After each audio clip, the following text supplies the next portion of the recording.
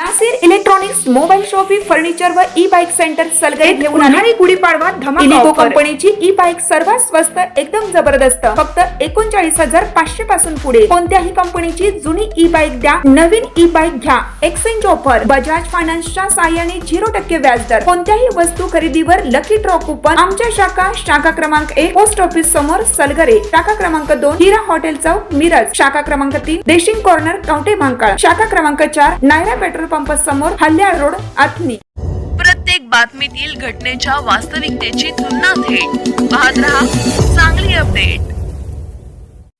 मिरज तालुक्यातील खटाव येथे एक धक्कादायक घटना उघडकीस आली आहे।